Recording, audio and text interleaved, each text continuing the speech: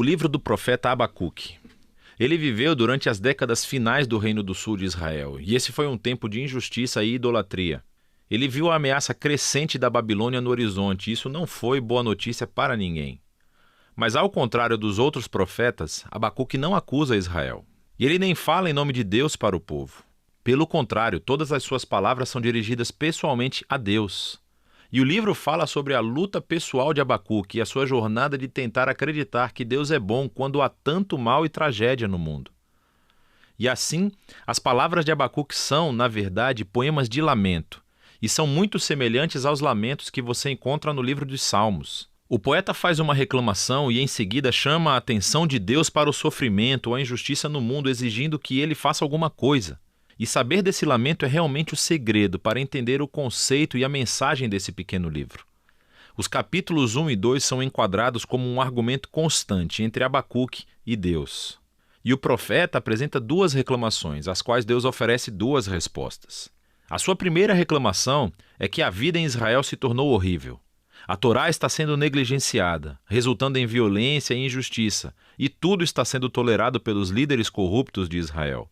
E Abacuque está gritando, pedindo a Deus para fazer algo, mas nada parece mudar. Mas então, de repente, Deus responde. E ele diz que está muito ciente da corrupção do seu próprio povo, Israel, e que ele está convocando os exércitos da Babilônia para trazer justiça sobre Israel. E muito semelhante à mensagem de Miqueias ou Isaías, Deus diz que ele usará esse terrível império para devorar Israel por causa da sua injustiça e maldade. Mas Abacuque não gosta dessa resposta e faz uma segunda reclamação.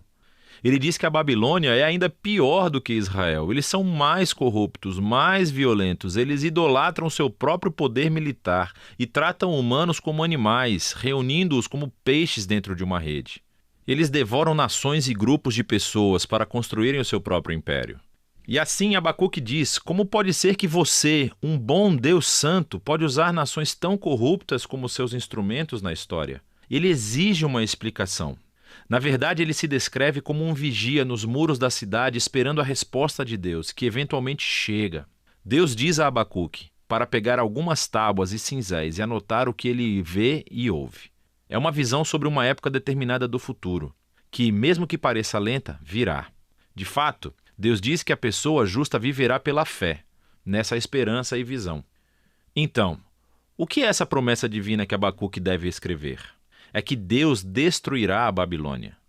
Deus diz que a violência e a opressão das nações criam esse ciclo de vingança sem fim, e que Deus usará este ciclo para provocar a ascensão e queda das nações. E o fato de que Deus pode, por algum tempo, usar uma nação corrupta como a Babilônia não significa que ele aprove tudo o que eles fazem. Ele responsabiliza todas as nações perante a sua justiça. E assim a Babilônia cairá junto, como qualquer outra nação que agir como eles. A promessa de Deus é, então, elaborada por uma série de 5 poemas que descrevem os tipos de opressão e injustiça perpetrados por nações como a Babilônia. Os 2 primeiros visam práticas econômicas injustas, como a forma como as pessoas ricas cobram juros ridículos, como uma maneira de manter as pessoas pobres endividadas. E assim eles constroem sua riqueza através de meios desonestos. O terceiro é uma crítica ao trabalho escravo, tratando os seres humanos como animais e ameaçando-os com violência se não produzirem.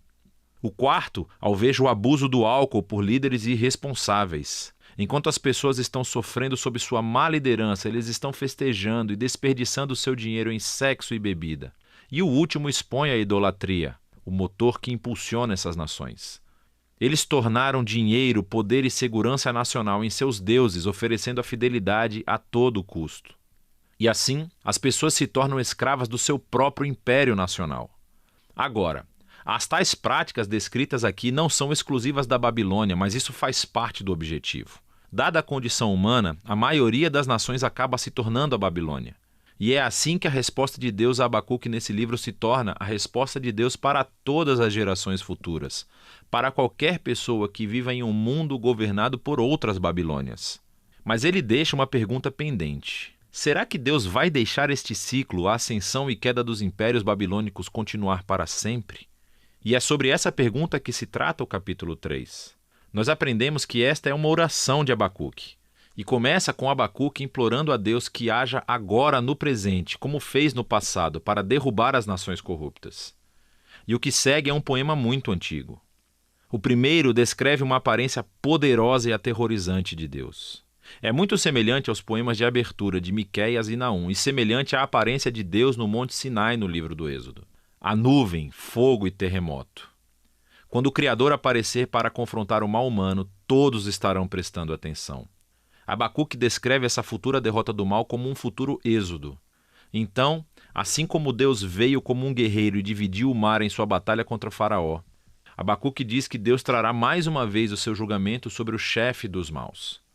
Então, o faraó, como a Babilônia, tornou-se aqui um arquétipo de nações humanas violentas. Mas ao mesmo tempo, nos é dito que quando Deus confrontar o mal, ele salvará o seu povo e o seu ungido. É uma referência ao rei da linhagem de Davi. E assim, nesse poema, a história do êxodo do passado tornou-se uma imagem do futuro êxodo que Deus realizará. Ele mais uma vez derrotará o mal e derrubará os faraós e as babilônias desse mundo. Ele trará justiça a todas as pessoas e resgatará os oprimidos e os inocentes. E é essa esperança que permite que Abacuque conclua o livro com louvor.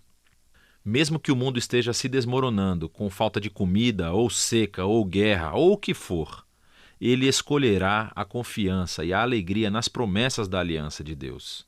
E assim Abacuque, no final desse livro, torna-se um exemplo brilhante de como os justos vivem pela fé. Abacuque reconhece o quão escuro e caótico o mundo e nossas vidas podem se tornar e nos convida a uma jornada de fé, confiando que Deus ama este mundo mais do que nós amamos e um dia ele eliminará o seu mal. E é disso que trata o livro de Abacuque.